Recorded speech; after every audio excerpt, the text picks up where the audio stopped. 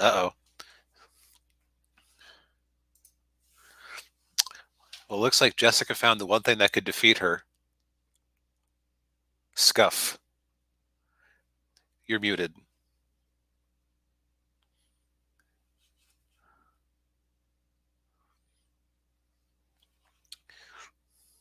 All right, just bear with us, folks.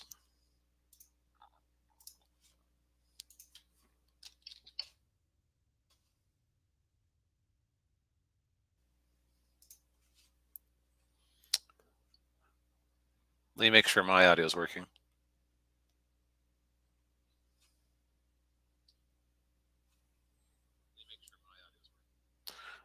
Okay, I can hear me on YouTube, but I can't hear you on YouTube.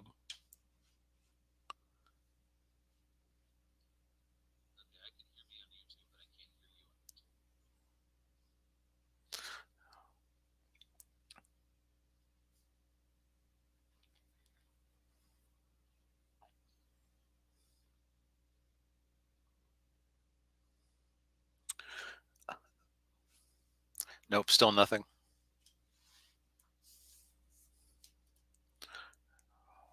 Want to just want to start over?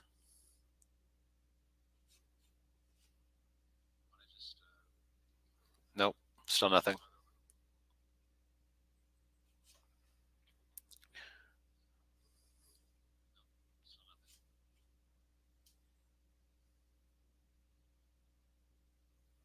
That's weird. So apologies, folks. We were having some technical difficulties. It was working fine, but it seemed like when we were behind the scenes, but as soon as we as soon as that trailer started to play, he suddenly cut out. That's so. While Daniel figures that out, welcome to Critique Corner, where me, DB Fastbinder, also known as Darth Bobcat, and Daniel Parker, author of Angel's Awakening, among other comics, to discuss the pop culture news of the week, taking a look at kind of a mix of financials, interesting things, and other factors. Just whatever strikes our fancy that week. And Daniel, if you're talking, I still cannot hear you. And hey, Ninja.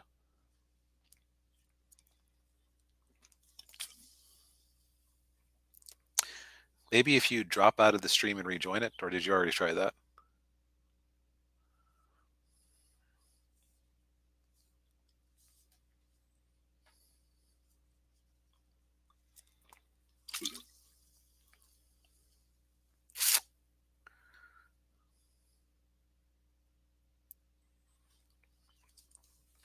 All right.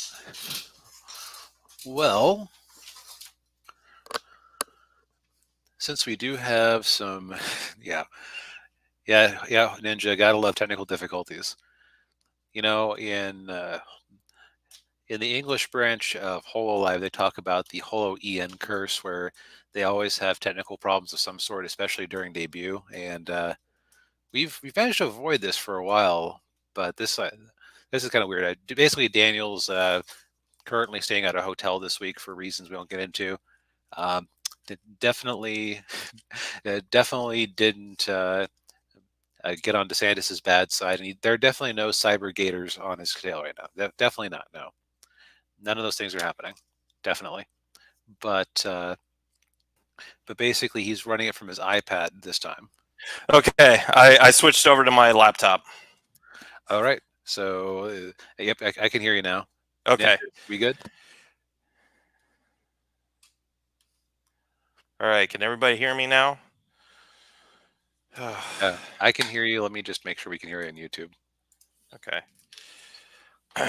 Anyways, I definitely didn't tell them about the DeSantis squads of cyber gators that were chasing you through the Everglades. So, oh yeah, that definitely is not a thing that is happening. No. So, would it be fair to say that this was a pretty chill week this week as far as pop culture goes? Yeah, I would say so. Yeah. I mean, I guess not every single week. But I guess we can't have them cancel a $90 million Batman affiliated movie every week, right? Yeah. Okay. They can hear me. All right. Excellent. Yep. By the way, you may see me drink a lot, and you may see, and I may or may not be wearing pants, because right now, I have no air conditioning. Yeah. Uh, it, it is roughly as actually what is the temperature outside where you're at? Let me look. Um, Does Washington beat Florida this week? Let's find out. yeah, let's find out. Right now it's 78 degrees. Yeah, try 86, I think. Oh, So, go team. yeah. This is that whether we're in your when you're watching an anime that takes place in the summer, you hear cicadas in the background all the time. People are just laying around in front of fans because it's Yeah. anyhow. So like I was saying, we have a few items to cover this week. We may just it may be a short show, but thanks to everyone for joining us. Um, Yes, thank you. And if you don't, and if you find yourself with some spare time tonight, we did do a review of Prey from Yes. just a general like we watched Predator one. He's seen more Predator movies. Not like we're not like Predator lore experts. Like I heard some lore experts Mhm. having some problems with it, but it's like just as a movie, it was fine. So Yeah. if you want to, well, I guess I've summed up our review. But anyway, No. Well, we go into more detail in that video, yes, but yeah. But yeah, welcome to Critique Corner. I should probably say that, and of course, Daniel Parker and yep. DB Uh, Fassbender. Yep, I introduced you while you're having a scuff attack. Okay, yeah, doing StreamYard from my iPad. I'm not doing that again. Um, Yeah, yeah, at least definitely not layering anything on top of it. I think it was going fine until yeah, it wasn't. yeah, yes, yeah. Uh, Um, but yeah, so we start every show. We do our thing of the week. We do talk box office and then get into the topics. So this week, DB is going to go first with his thing of the week. yes, my thing this week was Beavis and Butthead Do the Universe. So I decided to sign up for a Paramount Plus streaming account for a variety of reasons. Um, the main one was I've talked about my love hate. How the hell am I a Sonic the Hedgehog lore expert? Relationship with that game series. And one thing, yeah, I'd always heard people kind of wax poetic about was the '90s Sonic the Animated Series cartoon, and I tried to see where I could stream it for free, and the answer was nowhere. But if you sign up for a Paramount Plus subscription, I figured, oh, I'll just binge a few episodes during the free trial, and get out when they're none the wiser. Haha. Mhm. I also decided to try do the ad tier one at first because I was just kind of curious about, how obnoxious are the ads? And the answer was not particularly obnoxious, but the problem I had was that the app for Windows 10 kept, like, in my web browsers and the app for Windows 10 on my PC kept going, oh, you have ad blocker turned on, turn it off. It's like, even when I upgraded to the no ad version, it did that. Oh, So jeez. I went to cancel it, and they're like, "Wait, we'll give you 50% off." And it's like, well, I guess if I can only use it on my iPad and my Xbox and not my PC, it's like that's worth $5 a month for some of this back catalog. Yeah. And so what I've been doing is I have very little relationship with Beavis and Butthead. I did not grow up watching it. I was a good boy. I, I was unaware that MTV did animation besides of hearing about Daria occasionally. Mm, But I always thought that, and Beavis and Butthead look so stupid. It's just two idiots sitting around, right? Well, right. how could that possibly be fun? And then I'm like, then I caught Beavis and Butthead Do America on I think on Comedy Central on TV ages ago. And went, Mm. ah, this is actually pretty good. Because by then I was a fan of King of the Hill, so Mm, I kind of had Judge's take on it, or outlook down. right. Uh, So I said, okay, well, now I have a subscription. What have I heard was good on this? Oh yeah, didn't they do a Beavis and Butthead movie just for Paramount Plus? So I looked it up, and it was ridiculous. It just it's hard to go into without too many spoilers. So I think it's fair to talk about the basic setup, which is So what they really wanted to do is they wanted to have a new series that takes place in the current day. It's like, okay, well, they were, in the ninth grade or 10th grade or whatever back in the day. How do you have them in 2022 and have it make sense? Yeah. Anyway, the new series is actually pretty good. It's kind of amusing since there aren't as many YouTube or music videos to review or to talk over. They do YouTube videos too. Yeah, okay. But so it's back in 1998, and a ridiculous series of events happen, and they end up at NASA camp. And while they're at NASA camp, they prove to be good at one thing. Like they conclude they're geniuses. So that's like, how would you, we need to do this docking with the Mir space station because 1998. Right. We need to dock with the Mir space station, and you boys have shown the skills to do it. Of course, they destroy the whole Mir space station. And they're trapped in space, and they get thrown out the airlock. One of the things about Beavis and Butthead is they're the worst people in the world, and they make otherwise moral, upstanding people also awful because they just want to get rid of them so badly. Like that, I've been watching through the TV show. And that's such a consistent trend. Is that so? You have like this woman who is a respectable astronaut, and she like keeps misinterpreting what they want. Like I think they're gonna do her. Hey, we're gonna score. Right. We're gonna Like, score. yeah. Yeah. Yeah. So that's it exactly. And when she realizes that, she just like she had volunteered. Like they were running low on oxygen, and they only had it would be days until they could get rescued after the crash with the Mir space station. And she was going to volunteer until they show up. Hey, well, when are we going to do it? What? My God, you thought we were. And she proceeds to throw them out into space in their spacesuits. They drift for a few days and fall through a wormhole. And so now now they've dropped into 2022. The woman astronaut is now the governor of Texas, and she realizes that they have popped up decades later unchanged. So now she's trying to kill them to keep her greatest sin hidden. But she did technically kill 2 miners on that space mission. Yes. And there's a lot of really absurd moments. I think one of my favorite ones was they go into an ethnic studies class, like and I and Yeah. they're talking with the professor. You have white privilege. I do. Yes, I'm sure that you're at this college because your father is very powerful. What? Mom said Dad died of syphilis.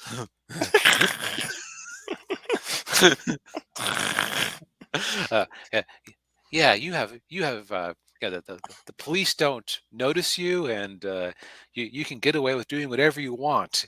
You don't even see it. Wow, I didn't know we were so great. And so they proceed to go on a crime spree, citing their white privilege.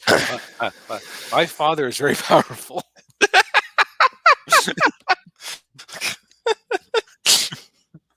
Which is just like the perfect send up of that moment. Like Yeah. that's the thing about Beavis and Butthead. You can predict what they will do in any situation you throw at them, which makes it very satisfying from a comedic perspective. Yeah. It's basically okay, the algorithm for figuring out Beavis and Butthead's behavior is what is the worst thing you could do in any given moment? Like, what's the most stupid way you could misinterpret something? And and and like oh, somebody is abusing them. They think they're cool. So they're always wrong, basically. Yeah. So, is it worth signing up for a month of Paramount Plus or trying to squeak in, with a free trial? Absolutely. I would actually consider owning this movie because Oh it's wow. it, I think I'm going to want to watch it again. Ah, very good. Yeah, I've seen Do America. Although I haven't watched it recently. I watched it years ago, and I found it really funny. Although I never watched the TV show, but Which I think that's the mark of a really good movie based on a show is that you don't actually have to have seen it to enjoy it. Right. Yeah. All right. Next up, we have Daniel's thing of the week. Yes. So my thing of the week is this documentary series on Netflix called High Score, and it is basically the early history of video games, starting from the early or the late 1970s with Atari and Space Invaders and Pac-Man and all that good stuff, uh, all the way through to the early mid 90s with games like Doom and Star Fox. Hmm. And it's a really I think it's really it's a fun series to watch because it's not uh because I mean it's about video games, so it has to be fun. Hmm. It's got to be, You would hope if they can't make video games fun, man, that's the worst documentarian uh ever. yeah, exactly. So yeah, it's a fun little thing. They talk to all the people who were involved in like the video game industry at that time. Mhm. Yeah, the creator of Space Invaders, by the way, he's still alive. Um, Well, that's good. I had yeah, seen a documentary with him about 10 years ago now, and he was still alive then. So I'm glad that he's made it. What was his name? Nolan Bushnell, was it? well, Bushnell was he was the creator, or he's the founder of Atari. Yeah, Oh, that's right. yeah, but the creator of Space Invaders, he's Japanese. Oh, that's right. That's right. I can't remember his name, but yeah, he's still with us. He was inspired by H.G. Wells' War of the Worlds Hmm. and Star Wars for creating the game. And they also talked to like they also talked to some of the people who were like competing in video game tournaments at that time on these different consoles. So like you had the uh, person who was the top Space Invader player Hmm. in the early 80s, and then they talked to this guy when he was a kid. Of course they all did this when they were kids, Right. usually. And but yeah, and then they've had like Nintendo and then Sega, and uh the guy who was the Sega um champion, it was actually Sonic. Hmm. And it was through MTV. It was called Rock the Rock, where they played like they play Sonic, and the finals were at Alcatraz. Well, that's. Yeah, and yeah, the guy they I was talked to wondering him. where Rock the Rock came from. Yeah, Rock the Rock. Yeah, yeah. So they so the guy they talked to him, and he was like, so yeah, it's great place to lock up prison criminals and everything, but bunch of kids playing a video game tournament, not so much. but it's, yeah, like I said, it's a fun series. They go through the whole history, and I would say uh episode 4 was probably my favorite, because that's the one where they go into the console wars Hmm. with Nintendo and Sega. And the CEO or the president of Sega of America, his name was Tom Kalinske, Hmm. and he used to work at Mattel before, back in the 80s, and then he went to work for Sega. And and they went through his whole plan of competing with Nintendo. And one of the things that he did was one of the plans was make fun of Nintendo. And I don't Hmm. know, like if deep, you might remember those old Sega commercials with the What Nintendo don't. with Nintendo don't, yeah, and then Sega. Yeah, they got in, they go into that, and uh, but and what was the other? Oh, it was the other one was with sports, because he wanted to have sports games. And so he had like he met so he got they did a little partnership thing with EA, or it was called Electronic Arts. um, and then they talked about when they created Madden. And that was, which was really interesting for me, because I was a sports guy and everything, but or football at Yeah, least. back in the day when you could have more than one football franchise in video games, so we were better for it. Yes, yes. Um, the other thing too was interesting. They talked about Shigeru Miyamoto, Hmm. and he's and I they didn't interview him for the series, but I looked it up. He's still alive. Too busy currently making whatever video games he's after. Yes, exactly. Um, and but they talked about him having this like Spielberg like mind, and being able to create like Mario and Zelda and all that stuff, and he one of the things that Nintendo did in the '90s was they brought in these two Brits to work on uh, the Super Nintendo, because the Super Nintendo was just about ready to come out, and the game they worked on ended up being Star Fox. Hmm. Didn't know that. I knew. Yeah. See, I thought you were about to go into Rare, but because they were also British. Right. Well, I think the company they were with was called Argonaut Software. Right. I didn't. That's right. I always forget about them because Rare, Yeah. actually lasted. Right. Yeah. Exactly. Um, but yeah, this is it's a fun series. They also one other thing, they interviewed the guy who created the ET Atari game. Oh man. Uh, Okay, if you own an Xbox, you have access to this great documentary about the making of ET the game. Because when the Xbox One first came out, they were planning to make a bunch of unique movies and TV shows and stuff. Like the Hmm. Halo show we eventually got on Paramount was the result of that Hmm. for old effort. But when the Xbox One kind of didn't have the best opening, they canceled a lot of those plans. Hmm. And and but one of so they just released this documentary as a free app for the system, and it's very interesting. Yeah, yeah. He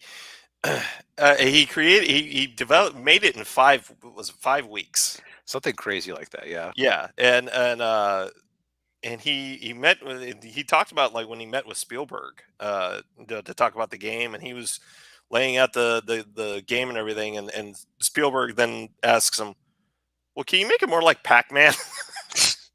uh, uh, uh, one thing I remember is Spielberg saying at some point that you would never connect to a video game the same way you would connect with a movie.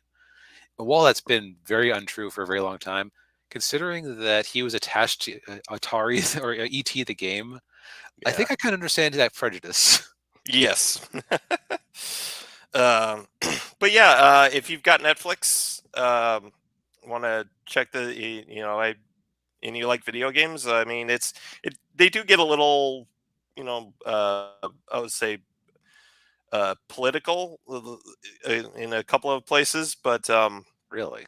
yeah, yeah, definitely modern politics kind of get a little injected into this, but Uh, but other than that, it's a fun series, and they have a lot of these animated segments in there that are 8-bit animated, which are really cool. yeah. Oh well, so I promised you about. So we were talking before the show. Is that they mentioned that like the bug that made Space Space Invaders Invaders, fun. yeah, yeah. So so you know how when you play Space Invaders, as you shoot each monster, the lines slightly speed up. Hmm. That's actually a bug. That wasn't intentional, because what was going on was that he programmed it to like move at a set pace. But what he found was that as you killed the things, there were more resources for like less CPU or RAM or whatever being used up. Hmm. So because the more resources were freed up, like yeah, he had like put a fixed amount into it. It didn't adjust itself as you killed the monsters, and it just sped up and sped up and sped up and sped up. And they had that last guy going. "Vroom, vroom, vroom, vroom, Yeah. vroom." Well, at first he was going to fix the bug, and then he realized, wait, this actually makes it fun and dynamic. Because otherwise you're just plowing through slowly meandering blocks of enemies. Yeah, yeah, yeah, yeah. They don't get into that in this documentary, so you heard it Right. here. I mean, the whole history of that period is great. Like there's a lot of Mhm. books I've read on it, so it's like Yeah, I yeah. can't expect one documentary to cover everything. Uh, Right. Yeah, yeah, yeah, Speaking yeah, yeah. Yeah, of, go ahead. no, sorry, if you have something to say. No, I was just saying, check it out. Yeah. It's a fun series. Yep. So speaking of not being able to cover everything, the box office. Hmm. So sleepy week at the box office. Bullet Train is doing all rightish, I would say. Um, like I don't think it's gonna quite make its money back because it has oddly specific budget of 89,600,000. Was it? Yeah, it's Eight, actually 80. 85,900,000. Yeah.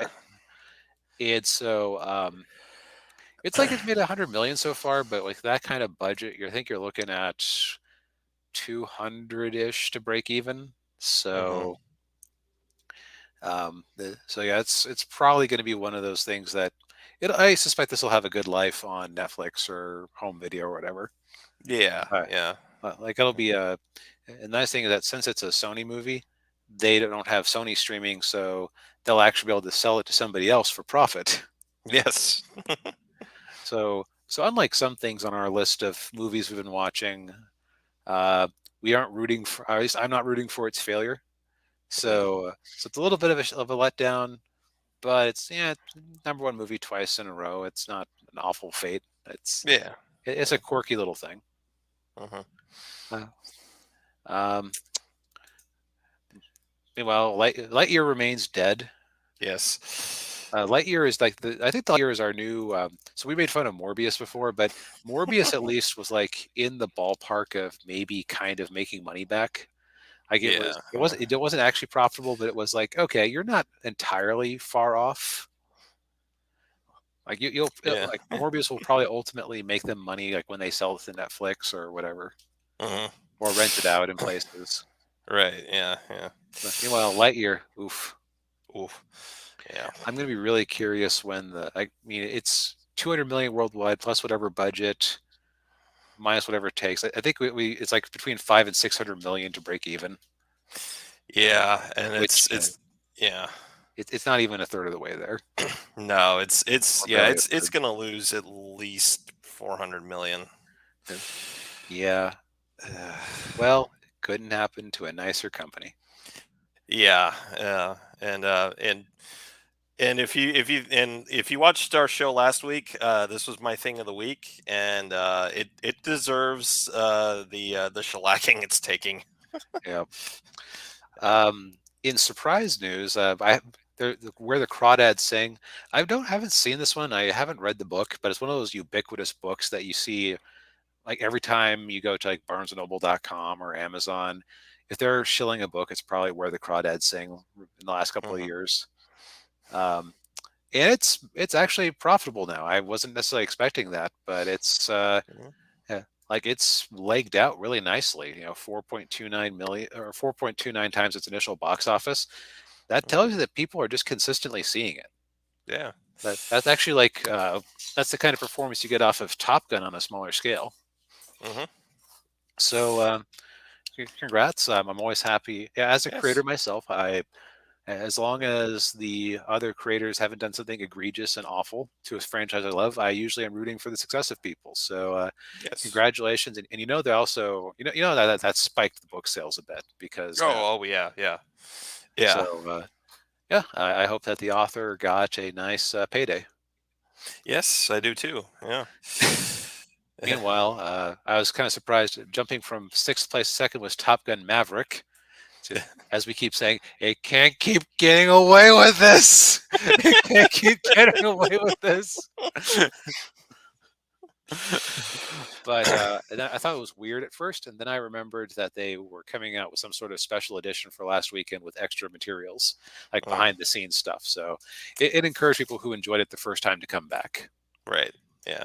It's kind of like what they did uh, with Avengers Endgame Right. when they put in a couple of uh, and actually did this. It wasn't really worth it. They put in like a couple of scenes. Like one was a deleted scene with the Hulk. I was like, Mhm. okay, and with the visual effects incomplete. Yeah, they wanted so badly to be able to say that Avengers Endgame was bigger than Avatar. Hmm. They kept that thing in theaters for months and played every game they could. Yeah. And then they re-released Avatar in China and and it beat anyway Yeah. by a whisker. Top Gun Maverick is your new nemesis at this point. Nah, Morbius was my nemesis. Lightyear is my nemesis. Yes. Top Gun Maverick, it's like, yeah, right on. I like seeing success, and I like seeing people be happy about going to the movies. Hmm. And like we were talking about how where the crawdad's saying legged out, 4.29 times its original box office. Um, it's kind of similar to Top Gun, just with smaller numbers. Hmm. So Yeah. that actually kind of makes me curious to see this because things don't tend to leg out when they're, well, like Morbius or Lightyear. Yeah, Hmm. or for that matter, Doctor Strange and the Multiverse of Madness. Like Mm. something where, like, that not necessarily everybody is seeing this, but that it's getting some pretty good word of mouth. Like Yeah. somebody is telling like their friends from the book club, oh yeah, they did a good job adapting it, Hmm. and it wasn't even all that popular with critics, surprisingly. So Oh. so Oh. I. Yeah.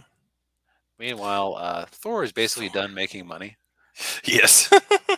It looks like I may have underestimated. I think my original prediction was between 650 and 750, or Hmm. 650 and 700. I think it's going to be lucky to hit 750. At which point it Yeah. may be modestly profitable, but it's just Yeah. Yeah. It's yeah. This movie, like, yeah, like we were saying, we've said before, this it's Schrodinger's, flop or blockbuster or whatever. right. Yeah. It's like it all depends on the numbers you want to bring to it. Yeah. But and meanwhile, DC League of Super Pets, they spent too much money on this movie. Yes. This was an idea that you probably could have made I don't know, put 25 million into a traditional 2D movie, not even like a top tier one. Yeah. Hire less in demand voice actors and put it out on HBO Max, and it would have been just fine. Yep. But but no. Uh, yeah, I've heard theories that the old management at WB intentionally greenlit things that were stupid to try to punish AT&T for selling them. I would believe it. Well, yeah, and I also yeah, kind of makes me wonder about the Matrix Resurrections. That would have been the work for a long time. Okay, look, Matrix Resurrections because the Wachowskis basically had one and a half good movies between them, Hmm. and everything else they've made since has been like a massive weird failure.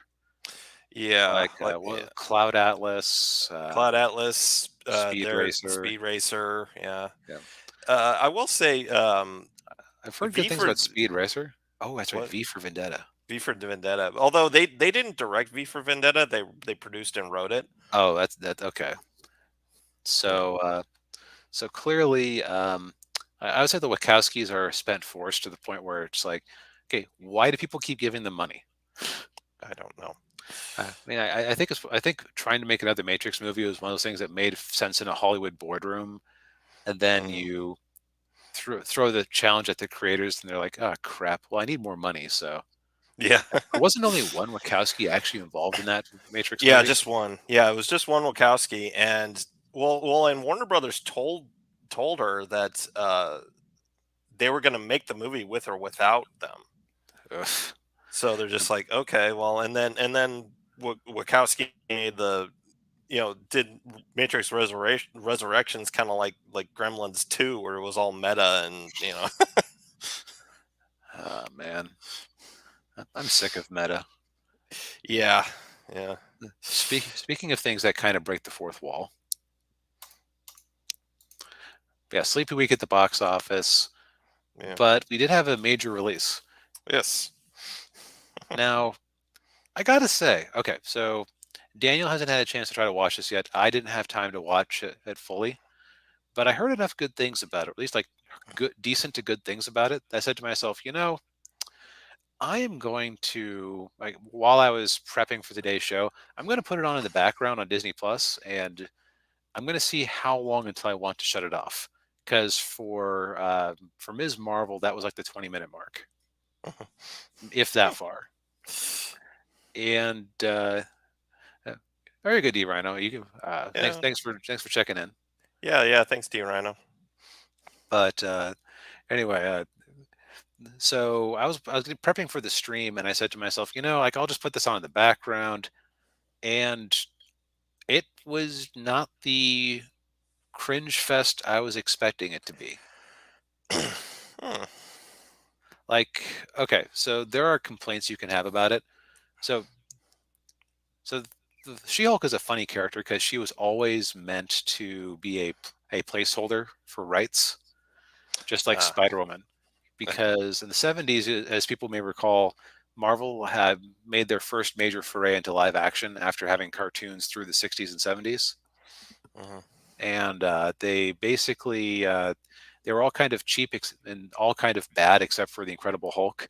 The Spider-Man one is weird because there's eh, like it's weird. Like there is a girl who is almost more Peter Parker than Peter Parker. No, Peter Parker in that one, as memory serves. Or the, that's right. Now I'm thinking of Japanese Spider-Man. His girlfriend is more Peter Parker than the Oh, yeah. Spider-Man is. No, Spider-Man. Yeah. Spider-Man. Yes. But no, in the 70s American one, there's like two characters who basically fill the role of J. Jonah Jameson, and it's like they split the J. Jonah Jameson between them.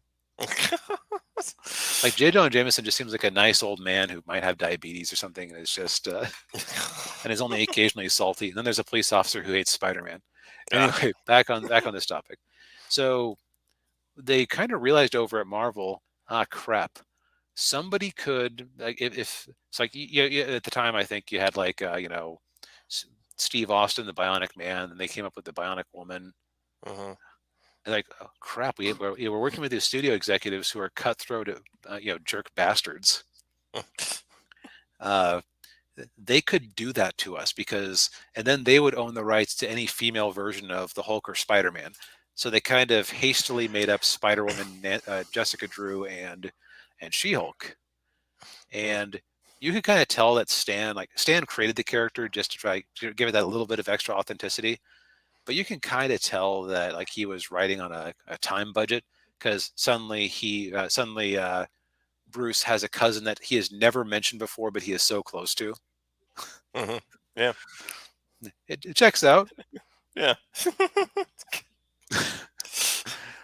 But I bring all this up because the original comic book had her being she's a lawyer, so she was trying to indict the mob or something like that, and they tried to Mhm. kill her, and she was injured in the attempt, and Bruce had to give her a blood transfusion because he was the only one around with the right blood type, and that made Uh, her She-Hulk. And her first year of being She-Hulk, she was just kind of, what if the Hulk but girl?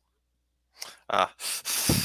The version of She-Hulk that people actually remember fondly was I forget if it was entirely the creation of John Byrne, but John Byrne really put his stamp on it with the She-Hulk, with her run as the Thing's replacement in the Fantastic Four for a while, and then Mhm. his own spin-off comic with her, where she was like sexy and confident and funny, and she would break the fourth wall on the regular. Ah. So that's what this is. Okay.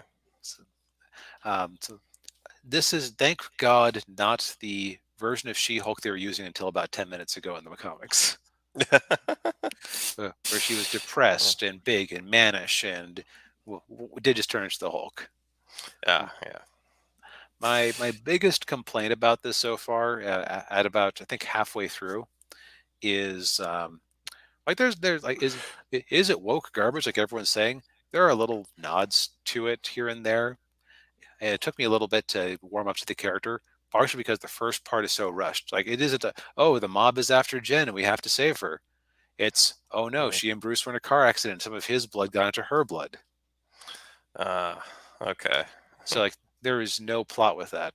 But so as far as I got into it, she basically was training to become the Hulk. And so you know how we talked with Prey that Prey had a disastrous first trailer, Yes. and they kept describing it in really off-putting terms. Mhm. But the actual movie was good. Yeah. It is the same thing here Okay. because so you know in the trailer everybody complained, okay, so Bruce throws the rock and he can throw the rock so far, but then Jen throws the rock and she can throw it further because girl power. Yeah. Yeah. Bruce then proceeds to pick up an even bigger rock and throws it so hard that you can see it exit the atmosphere in the distance. Okay. Like Uh, it is like just leaving that out creates such a different impression. mm. Yeah, I think the issue with a lot of this like with woke stuff is in the marketing. Whoever is running the marketing departments of these, or who's ever in the marketing department of these studios, they need to be fired. Yes, or at least they need a good talking to. Yeah, that Like, or that. it's like, okay, is this kind of a girl power, Sex in the City type thing? Yeah, a bit. Mm, But at the same time, it's like, okay, it's about a girl who is literally powerful. yeah, Can you really complain too much about that? not really. No. Yeah. And the actress is very likable. The CGI is a little bit off putting. I do kind of wish they had just done an animated version, Mm, like true animated. I think the biggest problem with it is that her being the Hulk hasn't had as much development as any other of the Marvel mainstays because I right. think they don't want to cut. Was it Universal or Paramount they would have to cut a check to? I think I think it's Universal. universal. Yeah. Yeah, they don't want to have to cut a check for that, so it's like, jerks. Yeah. Yeah.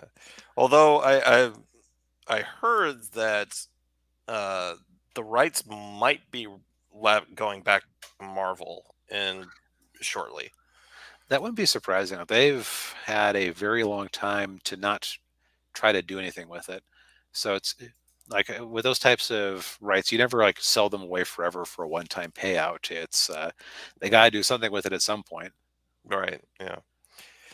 Yeah. And yeah, Ninja Toe. Yeah, there needs to be a big overhaul in the marketing of these with these companies. Right, because you know what would sell this? Sell this? Hmm. Um, it's my screen directions again. Anyway, uh, what would sell this would be just, hey, it's funny and and she's likable and it's a big sexy green woman who can beat things up trying to deal with transforming suddenly. Like, that is not a bad premise for a show at all. No, no, that's yeah. I mean, I would watch that. Yeah, Yeah. so now I can't say if the first episode is any good on the whole, but as far as I saw, it passed the. I kind of almost regretted that the live stream had to happen when it did because I kind of wanted to keep going and see where it went. Yeah. Yeah, it is not woke cringe. I'm sorry. It's just uh, again, it's you almost wonder at this point if they're baiting people to try to drive controversy. Hmm. I'm also going to be very curious to see Yeah. what the ratings on this look like. Yeah. I know the. I know, like, I don't know what the audience score was on Rotten Tomatoes, but I know, like, the critic score was ridiculously high.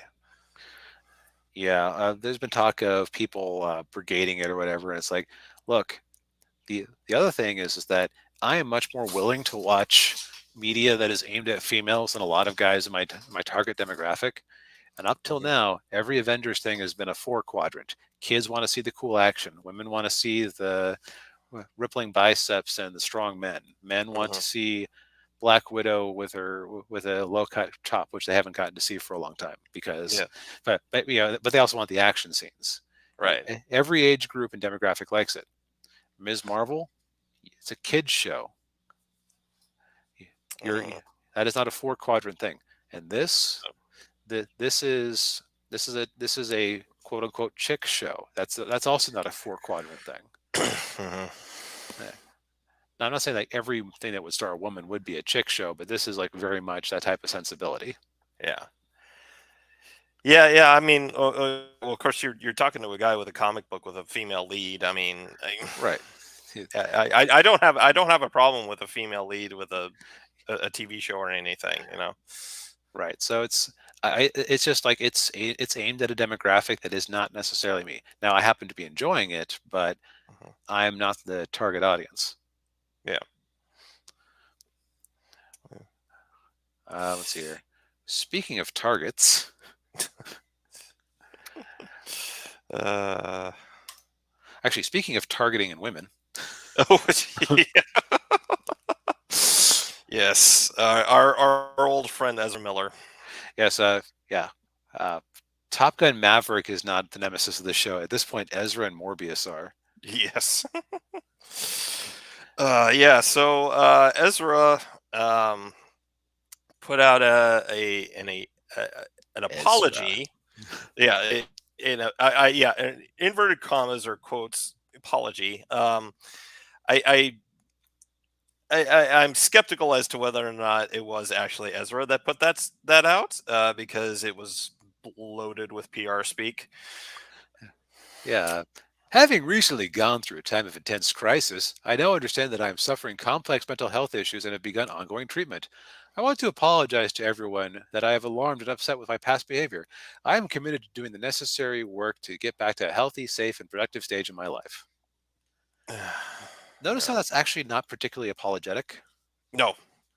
Uh, the because an actual apology would have said, "I want to apologize to everyone I have alarmed and hurt with my past behavior," because Yes. he Yeah. threw a chair at a woman's head and hit her. Choked a woman. Yes. So I tend to actually I tend to agree with Midnight's Edge's summary that had somebody pulled up, yanked him into a van, and currently is like some detoxifying and therapy is happening. Ezra should be in an institution. I think Ezra is in an institution right now, or in rehab or something. Yes. Yeah. Which, this is a fairly common thing that we have seen with celebrities who have issues like this. Hmm. They'll put out a statement like this, and they're like, "Oh, well, I'm dealing with this, or I have this going on, so I have to go to rehab, or I have to go to, I have to check myself into a hospital or whatever, and to, what and it's the what was it on South Park, the Mel Gibson defense. Well, what everyone's been doing is that one when they did the BP oil spill thing. Oh yeah, We're sorry. we're sorry. Sorry. Sorry. Yeah. Yeah, this is another YouTuber that I will watch occasionally pointed this out. Ezra Miller doing this is avoiding the hard questions on the red carpet when The Flash premieres, or when Ezra Miller's out there doing all of the interviews and publicity and all that stuff for the movie. They're not going to ask, the reporters and journalists are not going to ask Ezra Miller, "Why did you throw a chair at a woman's head?" Or, "Why did you choke that woman out in Iceland?" They're going to ask Ezra Miller, "Oh, can you tell me about your struggles this last year, and what you've learned about yourself and all this other, I, I learned that it's I can throw a chair pretty hard. yeah." Yeah, and I learned not to break into a friend's house to steal booze. I learned that I'm an actor with money who can buy these things. Yes. uh but uh but yeah, I mean, this is an attempt to repair Ezra's broken image. And sometimes it works, sometimes it doesn't. I know some people were comparing this with Robert Downey Jr. back in the 90s. For those of you who don't know, in the 90s and early 2000s, he had a very bad substance abuse problem. Hmm. Had done stints in jail as a result of that. Yeah, Um, I mean, when he was cast as Iron Man, everyone was like, "Oh, he basically is Iron Man because of Iron Man's demon in the bottle storyline." yes, exactly. Yeah, and he actually had to audition for that role. They didn't. Yeah, they didn't ask him for it. I mean, actually had to audition. A lot of people don't know that, and he was paid a mere pittance It to wasn't play like that role. 10,000 or something. Uh, 10,000, yeah, 100,000, something with a uh, lot, something with it, fewer zeros than you would expect. yeah, it was no, it was like six figures. Okay. I want to say it was like a quarter or $500,000, something around there. But well, let's just say he got paid a lot more for the subsequent Marvel movies he was in. Yes.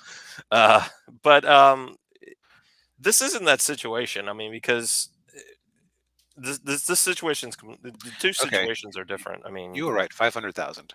500. Okay. Um, the two situations are really different because um, in Robert Downey Jr.'s case, he wasn't a threat to people's health and safety. He was only a threat to himself, really. Yeah, yeah, exactly. And in Ezra's case, Ezra is a threat to everybody else and not just themselves. Especially women, it seems. It's yeah, especially women. Ezra's man, Ezra really doesn't like women. Yeah, it's because Ezra realizes that any man would kind of throw him around a bit. Oh yeah, yeah. But I mean, of course, I will say this. Like we've been saying this every time we've talked about Ezra. We want Ezra to get the help that they need, and I sincerely hope that they are doing that right now. Yeah, I will say I want Ezra to not be the Flash, and so the Hmm. fact that they're trying to rehabilitate this means that they are not doing the research to make somebody else the Flash, which means I'm a little bit unhappy about this, especially Yeah. because this doesn't seem particularly heartfelt. Right. So, Yeah. I think I'm safe to say that, barring needing to see it for the podcast or something, when Flash 2 comes out, or when Flash comes out, if Ezra is the Flash, my wallet stays closed. Yeah. Yeah. Mine. because Mine too. Yeah. because even before Ezra started being weird, I hated their version of Barry Allen. Yeah. I didn't like it. I didn't like it either. Yeah. It. Just It. completely awful. Yeah. They were be like trying to be like Peter Parker, and it just didn't work. Yeah. Yeah, Well, and Barry Allen. Well, Barry Allen isn't Spider Man. He's not Peter Parker. He's actually yeah.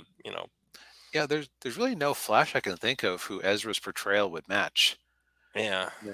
Maybe in like the weird post Flashpoint universe where his dad was in jail, and so he grew up in a band in a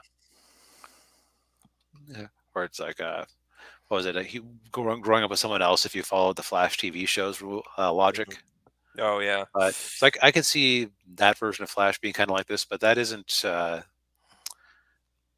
Man, remember when they actually? Uh, remember how? What do you call it? Remember how they tried to cram that plot into Snyder Cut and the Whedon cut of Justice League? Like, oh oh yeah, yeah, and his dad's in jail. yeah, yeah, Uh, it's like, no, that's part of why those movies have issues, because there's too much crammed in, because you don't introduce the entire team in one movie. yeah. You give each member of the team their own movie, and Yeah. then they like what Marvel did. Yep. Yet there are still people out there who like Ezra's take on the Flash. I don't get it. Yeah, There's no. yeah. Ninja Toe seems to be agreeing with us too. Yeah, Yes. if Ezra's the Flash, yeah, no watch. Yeah. Yep. Well, anything else to say on this topic? Uh, well, just that nah, I'm good. All right. So, speaking of things that Snyder Cut fans inexplicably go for, hashtag Batmangate. Yeah, and I had not heard of this until you brought it to my attention. Yeah, it's been something that's been trending a bunch on Twitter. Mostly people dunking on it. In Mm, fact, I hadn't seen any regular or non-regular websites discuss this. I'm going to take a moment here. Bleeding Cool. Just scroll through the first page. Ba, ba, ba, ba, ba. No sign of that. We'll try Bleeding Fool, who I think would be slightly more likely to report on this type of story.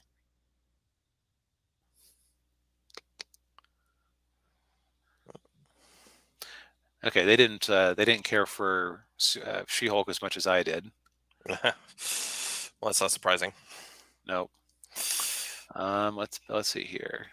Latest news. Legendary actor comedian Steve Martin says he's done with acting. I guess the other Murder in the Building is the series after season 2. Wow. Well, I mean, he's basically been 50 since he was 25. So, that's true. all right. Yeah. I'm doing this in a different browser, but let's see here. No, Bleeding Fool isn't referring to this either, but Hmm. it's been trending the hell up on Twitter for days now. So Uh, I thought I would kind of we could have some fun exposing this, or at least looking at it a yeah. little bit. Uh, are you gonna play the video? I don't want to because it actually has footage from Oh, it's got footage from Batman. yeah, Okay. Yeah. but okay. So basically, a gentleman by the name of Chris Wozniak, who was a freelance writer and I believe possibly artist for writer artist at DC Comics, and he claims that back in 1990 he wrote a Batman Riddler plot that he kept pitching for between 1990 and 2017. First off, dude, they're just not that into you. Yeah. Why are you pitching the same story for almost 3 decades? Yeah, At some point, you would have to say, okay, I'll move on. yeah. Maybe I need to come up with a new story. Hmm. So he claims that he gave this script over to Michael Uslan, the producer of the movie, and Matt Reeves then made minor tweaks to it to create this movie. Now, we've watched I've watched this whole video. He watched part of it. Um, so here are some of the claims, and I'm just going to skip around the video at random points. The Batman and Jim Gordon must team up to use their combined detection skills to solve a distinctly horrific investigative thriller. Well, first off, that's a bad sentence. Yeah.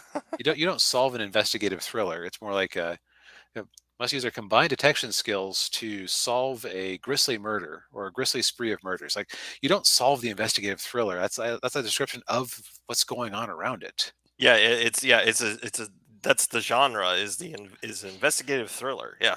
Yes, it'd be like saying I don't know,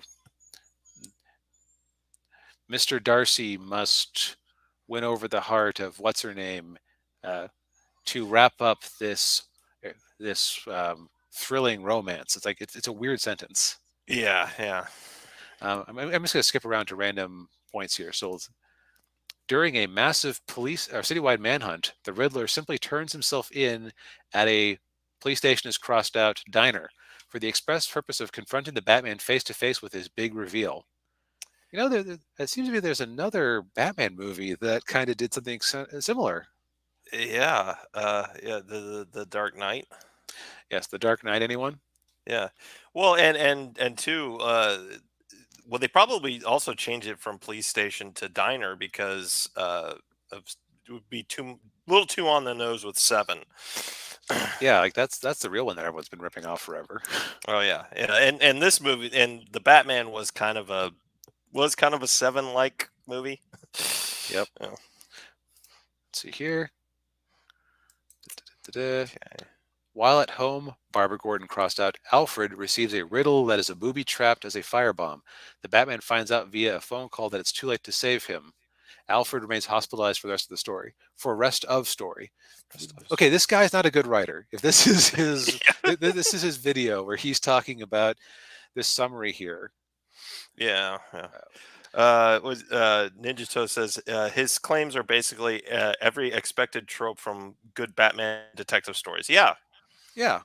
yeah, Also, you it's, notice that Barbara Gordon crossed out up here, him crossed here. It's mhm. like it was originally Alfred in the original, Hmm. or more sloppy editing from. Again, like if you can't express yourself well in writing in this type of format, Yeah, are you really that good? Is your probably idea not. really Yeah, that great? yeah, We'll just poke around at a couple more points. yeah. This causes the Riddler to experience a moment of clarity. He realizes his whole life has been preparing for this moment. He will. crossed out, solve the grace riddle, unmask the truth of all for everyone. Um, that's kind of a leap to. So if there's like the greatest riddle that you have, that is not equivalent to. These are character beats. Like these are like. Yeah.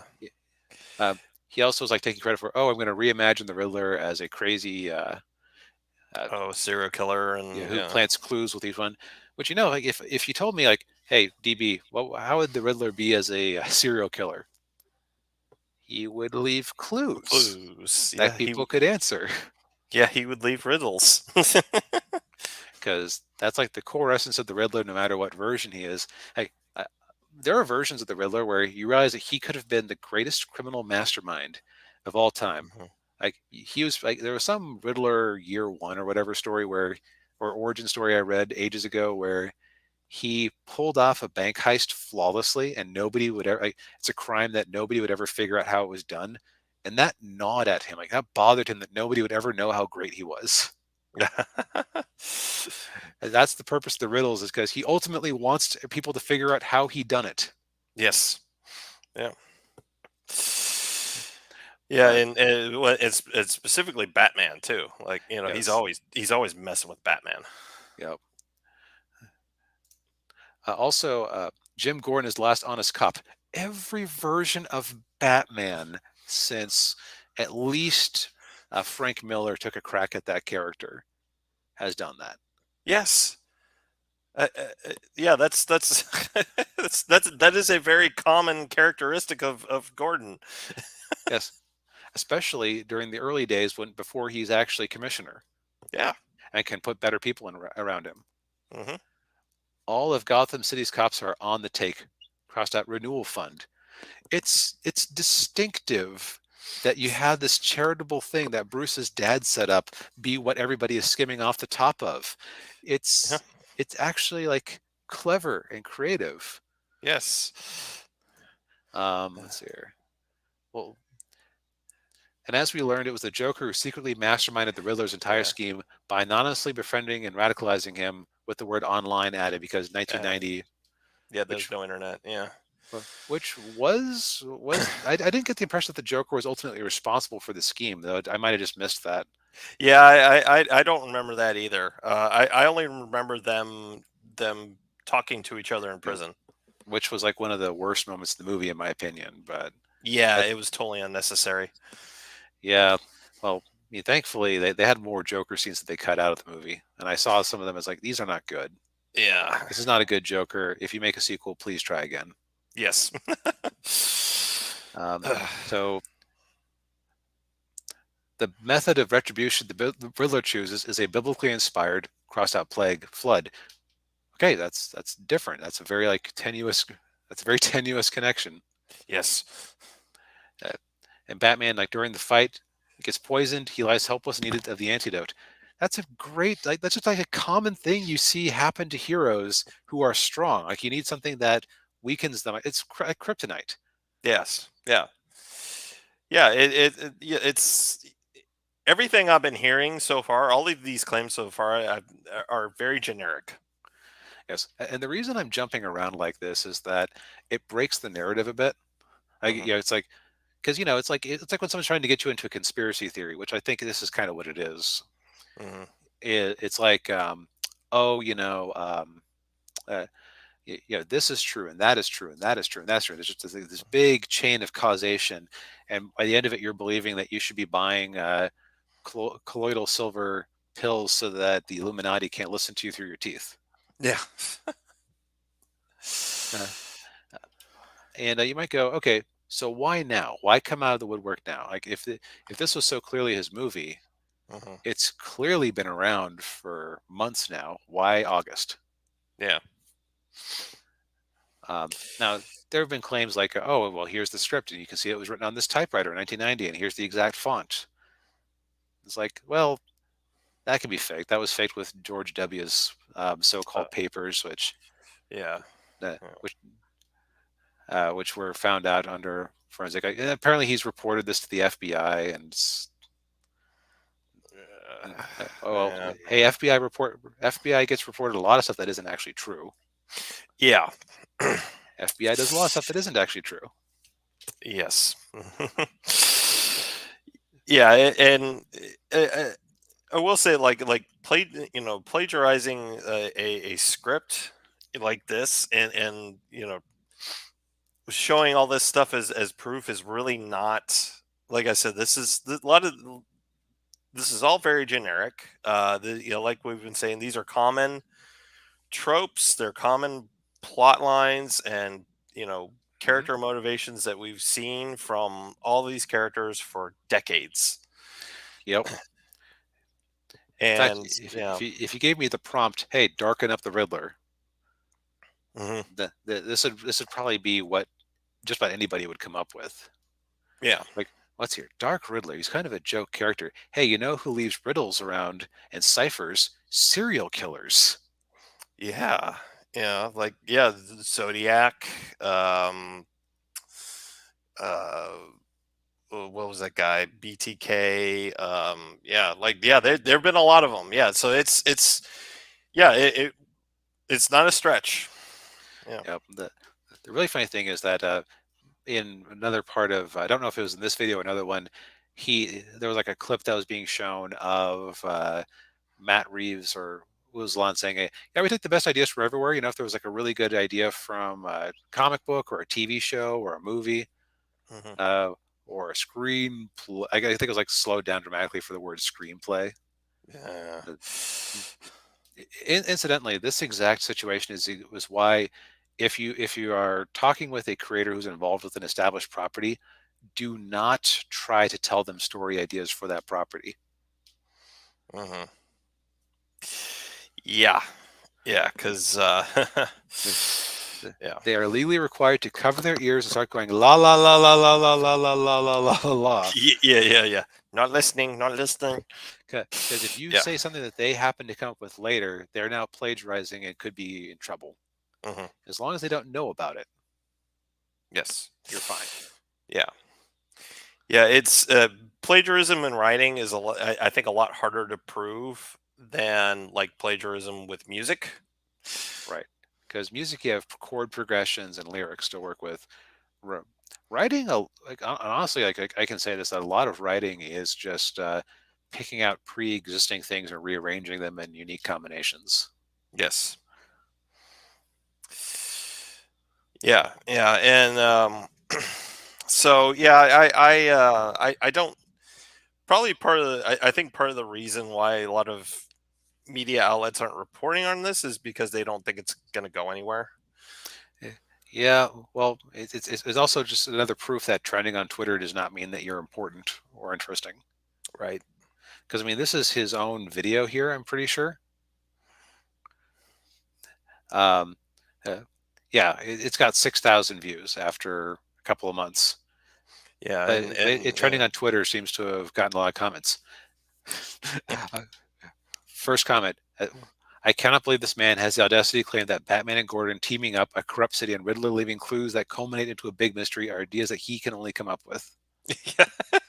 That only he can come up with. Excuse me. Yeah. Yeah. I could have I could have thought of that. Yeah. Yeah. Now, and apparently, like supposedly, some people who are way into the Snyder cut are getting into this because there are some crazies in that group who just want to watch the world burn, honestly, because they haven't gotten their Justice League 2 or whatever. Yeah. Yeah. And Um, they want their little Snyderverse restored. yeah, which I think we're going to get partway through it. Mm, Yeah, it seems to be an attempt of claiming some fame from the best Batman movie, says Holy Ninja. Yeah, and yeah, it's funny. It's like there's yeah. flaws to it, but I think it's my favorite Batman movie too. Still, after watching it twice. Mm. Yeah. I would put it in the top three for me. Um, Hmm. although I haven't gone back to watch it again yet, but yeah, I mean, I know you didn't like the movie, but I for me, The Dark Knight's probably the best Batman Right, movie. and I'm a weird outlier for not liking The Dark Knight, so I totally understand that. Yeah, yeah, yeah. Um, but so another good news. So he set up both an Indiegogo and a Patreon. which do you think would be funnier to show first? Actually, let's do the Patreon first. Okay. Yeah. So, so this guy is trying to get money to fight for the truth. For those watching at home, how many patrons do you think he currently has? Yeah, you have to the count of 5 to give us a number. 1, 2, 3, 4, 5. No takers? No takers? All right. Daniel, I think I showed you how many he had, right? So that would be cheating. Yeah. Yeah. Yeah. Okay. So the answer is 1. 1 patron. Uh. Oh, Ninja Togi has 10. Yeah, you were off by a bit, Mm. rounding to the nearest positive 10, I guess. Yes. And it doesn't, and he has chosen to hide his. Actually, let's take a look here. Let's see what becoming a patron of this would involve. Oh, you got to log in. Uh, give me a moment. Switch browsers here to one where I actually have my. So if I become a patron,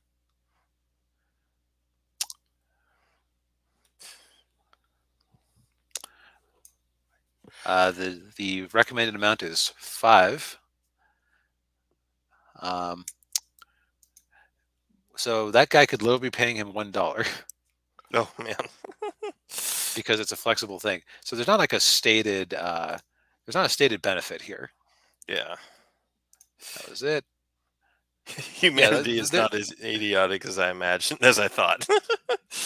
indeed. Yeah. Okay, so we've seen how many patrons he has. So his Indiegogo.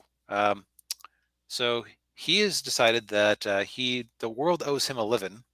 Yes.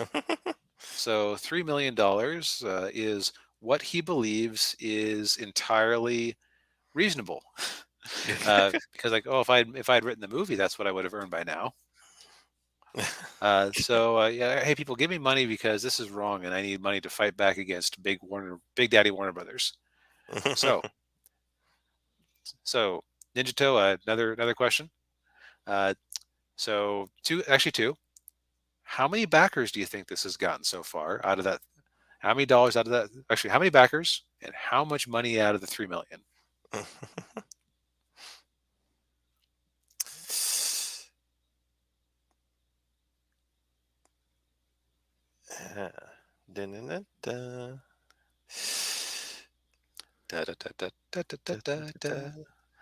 Backers 5. Five Okay, acres. Okay. and dollars. Dollars. All right, just to help out. $100. Okay. Okay. So the correct answer is 2 backers for 43 days left.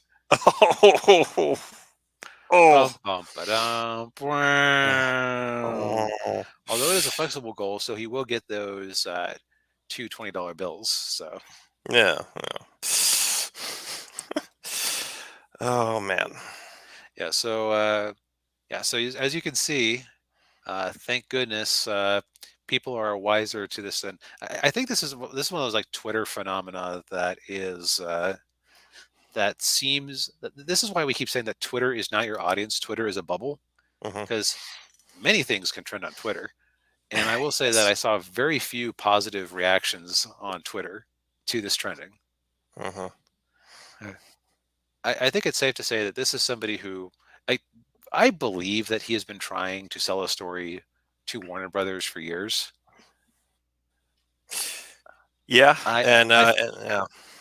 I fully believe that after the first couple go-arounds, they just started. Oh, it's from this guy again. Into the shredder. Yep. don't waste money on postage sending him a rejection letter. Just yes. At this point, he should know. Yeah. Yeah. Yeah. I think this will. It will probably, unless he's got something, unless he has the proverbial smoking gun, I don't think this is going to go anywhere. Unless he actually has a letter from Ozlan saying, "Hey, thanks for the script, idiot. I'm not going to pay you for it." Ha ha ha ha ha ha ha. Yeah. And even then, I'd wonder, okay, how forged is this? Yeah. Exactly. Yeah. So, and I did see that he was on some live streams where they seem to be kind of. Thankfully, I found some short. This video, his own video, and like a shorter summary video where they go through the claims. And Hmm. yeah, they're equally skeptical. Yeah. Well, Yeah. so we may be the biggest podcast to actually cover this. Yes. I, I think my sign that this wasn't a big deal. Midnight's Edge did not mention it once, as far as I could tell today Yeah. or this So week. yes. So yeah. Well, we dropped the exclusive. Yes, uh, yes. Um, okay, fine. I admit it. I'm the patron, and I backed it twice, Yes. just for the laughs. Yeah. Oh man. Well. All right. Well, relatively chill week this week. We don't have Yeah. huge $100 million choices being made. No, not as such. But yeah. Thank you everybody for watching. We appreciate it as always. Smash the like, hit the subscribe button if you haven't already, and the bell for notifications. And Yep. yeah, we'll see you all next week. Yep. Unless DB, you have anything like to say in closing? Um, you can fool some of the people some of the time. I mean, you can fool all the people some of the time. You can fool some of the people all the time, but you can't fool all the people all the time. Exactly. All right. Well, with all that said, yes, thank you again, and we'll see you all next week. Yep. Have a great night, everyone. Good night, everybody. Uh...